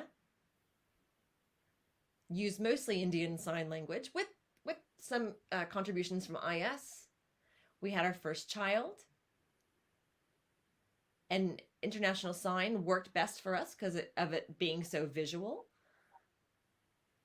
And we didn't want to be stuck on just using one national sign language. So we did use International Sign with our first child so they could interact with deaf people from all over. So yeah, absolutely, it can be passed on. Thank you for sharing your experience with your children. I think it is critical that we've shown in our research with Christian a few examples of families using International Sign within their homes and where the children grow up seeing their parents doing International Sign. So this is an important facet to discuss. Previous studies have said, International Sign is not a language, but we see this as hereditary in families where children actually grow up, where they say they don't have sign language. But most of the time, deaf signers do sign and meet other people outside of their national sign languages. For example, they grow up in both the hearing and in the deaf families. And so when they do reach adulthood, they have other signs, and they do meet other people that add to their language repertoire. So international sign language also is being studied when they meet other people and they learn the different sign languages. So this is really an important families sign and international sign with their children. The children actually do acquire these different signs.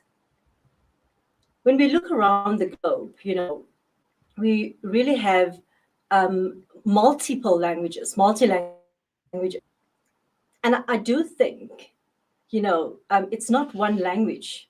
It's comprised of various different multilingualisms that's involved. And it's important, that they have either 1, 2, or 3, or 4, or 5 languages, different sign languages in their sign languages. And this is quite normal, it's expected.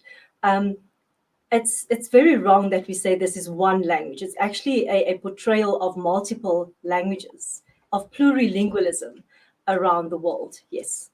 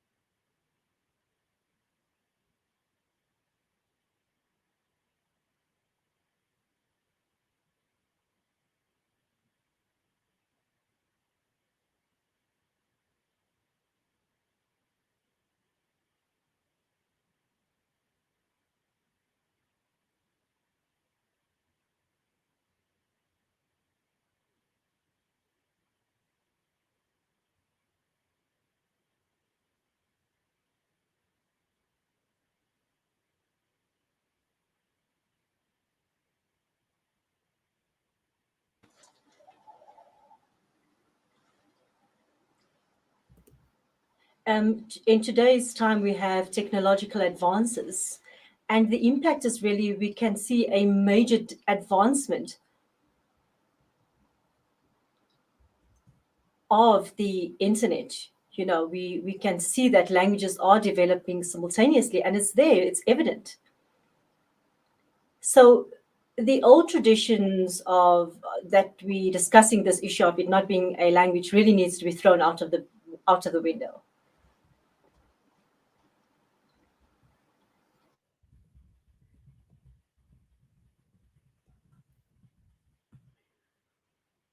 Okay.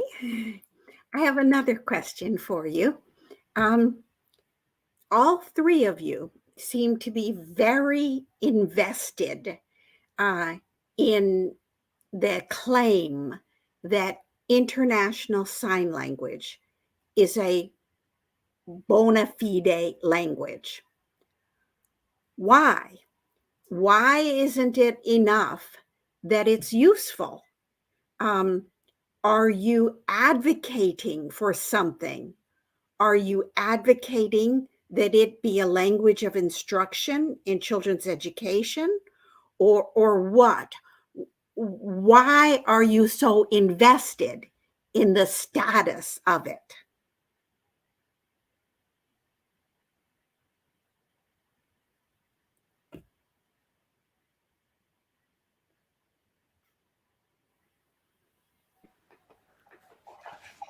Ronice or Annelies, do either of you want to start off with the answer? Happy for you to do so. If not, then I'll go ahead. So the work that Ronice and I have done actually has more to do with moving the debate forward and saying sign languages, with the debate that has been about sign languages not being a formal language. So, and what we're saying is there's no reason to say that it's not a language. So, for example, earlier Ronice talked about, during a past presentation, she signed something about it being an international sign language and then self-corrected and said, no, I don't mean that it's a language. And there's been a lot of people who gave feedback about that. And they'll say, you know, I'm using International Sign, but I know it's not a language. And so Ronice and I were really curious and wanted to understand, why are people so insistent to deny its languageness, if you will? That is what Ronice and I have found it interesting. That's what I'm interested in. So yeah, why can't we just let that go and be okay with calling it a language? So I'm not interested in its status in terms of it being, you know, accepted by governments, but it's a result of multilingualism and multimodality, all in one, right? It's just the communication. I want people to just relax, and not be so determined to insist to the world that it's not a language. We can just stop insisting that. We can just calm down about that aspect of it. So just to add on the issue of International Sign being a recognized language, it's important to have clarity on this issue. Our work as researchers have, empirically showed the impact on the language being used. And at the same time, we could look at the education and how International Sign is being taught for interpreters, how the pedagogy goes on in International Sign. So this is one aspect. In Brazil, for example, we do have one deaf researcher that's an interpreter herself. Piquero.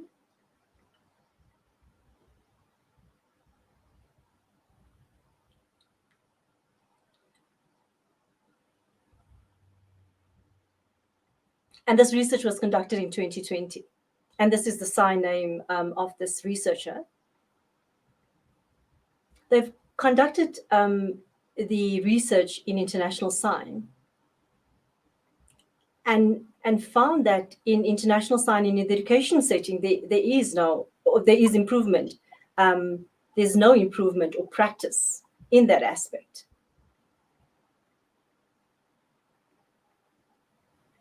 So interpreters are not trained or formally trained in International Sign. The research further shows the impact it has on the cognitive, on the government really providing the International Sign interpretation services or decisions related thereto. But the education sector then becomes very important in the training of International Sign interpreters. And around the globe, we can see the advancement, of International Sign being used, the status of it, and the really great impact that International Sign has. And it has been growing for considerable number of years. The different factors or the different avenues where sign language interpreters or International Sign interpreting is being used. And there's very few people that really do have experience in the use of International Sign. There's no real formal education in the sector. So this is an important aspect to look at. So language in education is a critical issue then. Just to add to that,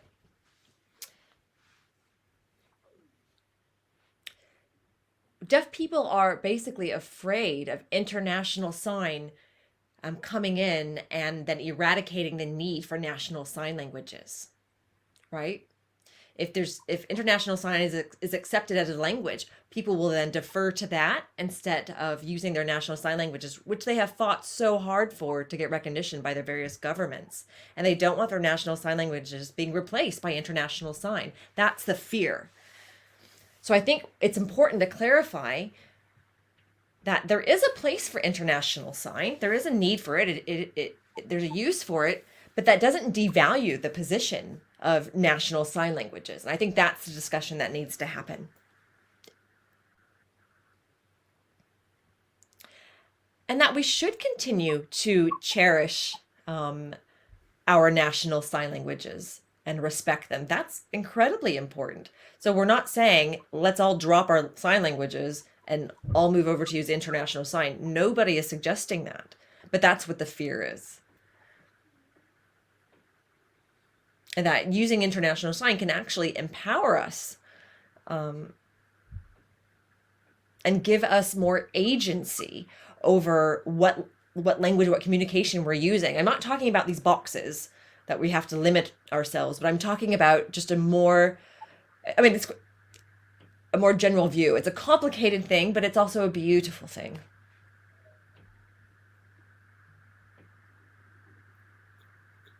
I have one last thing that I don't know whether it's just a comment or whether you all would like to talk about it.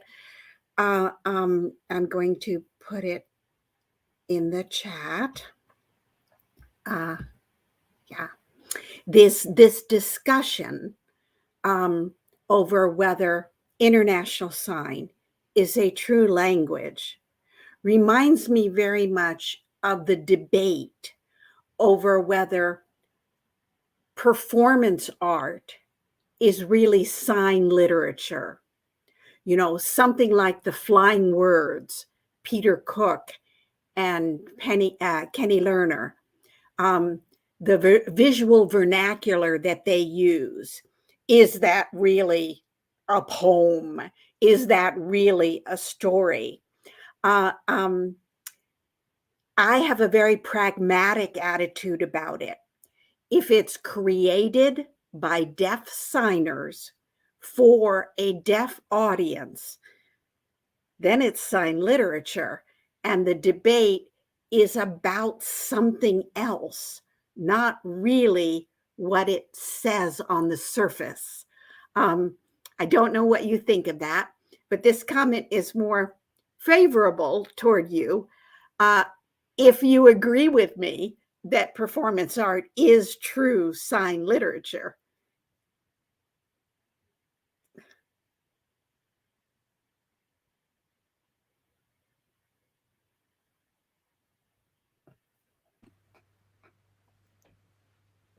Who wants to take it? I'll give it a shot. I think, people want to be able to right, as Christian said earlier, we have these sort of boxes and people fit into these boxes and people are very comfortable with that. So we talk about visual vernacular, whether it's a sign language, we just come up with all these labels. Right, and if it's not a deaf audience and somebody who doesn't sign is watching it, what does that look like? Is it signing? So in the past, we didn't have a word terminology for international sign, and we just called it signing, right? But then once different national sign languages had their own research done, and then we started coming up with names for everything, and languages were being ratified in governments, we've become much more particular about how we refer to things. And so this labeling has just started. And all any of us used to do we would all just use sign language. And then again, with this research, we started attributing names to it.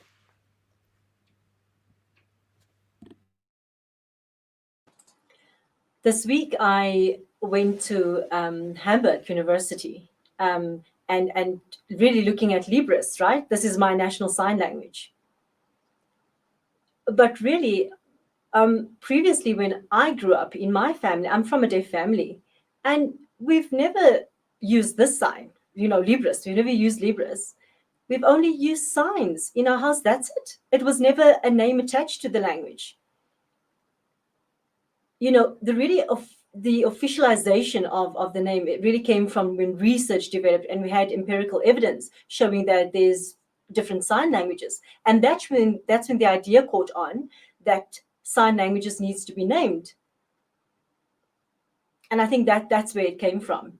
So with international sign previously, we deaf people really did engage, and they did have engagements and growing up in family and saying, oh, well, I look at these different sign languages, and I don't think that's international, but I'm just acquiring it. And much more later on, at the WFD, you look at the signs that's being used, then you're like, oh, but I've seen that sign, and that's international sign, right? So it's the same concept, really, that we're looking at. It's a research finding. Is this really a language? On visual vernacular, the VV, I really think it's a beautiful expression. It's a poetic expression of the language, really. My videos are freezing. I cannot see anything. So basically, visual vernacular is a part of the language, right? It's an aspect of the language and a way to communicate. And Christian is saying, so we have these deaf associations, which utilizes language ideology. And then you have researchers, on the other hand, joining in that discussion and joining into that debate. And I know I'm going off the point a bit, but if we look at the word, or the terminology native signer, right? And then we refer to people as non-native signers. Native signers come from deaf families. Non-native signers come from families that don't sign. Now, in the research that we do, we obsess about the variation and the discourse around native versus non-native. And so now what we're saying is, wait a minute, let's take a step back and really think about what we're doing. These are deaf people. Deaf people communicate in various ways. They sign in different ways, and that's okay. So maybe the native, not native thing isn't as relevant, right? But what we do as researchers impacts the discussion, the social discussion of the deaf community.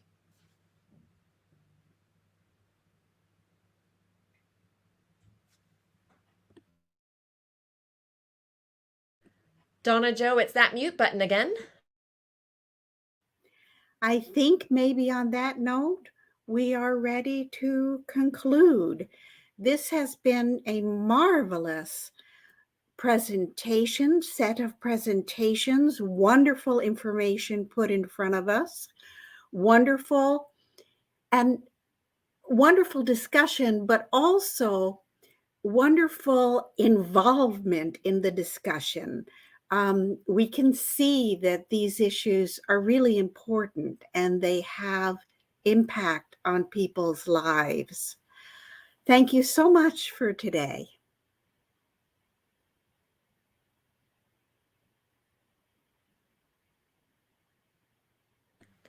If I could just add one more thing before we close, I would like to thank Annelies for accepting the invitation to present, as well as you, Christian, to be here tonight to present about international sign. I think it's been really nice to share the work that we've done about this and to provide that work to the public. I'd also like to thank you, Donna Jo, for accepting the invitation to moderate the discussion.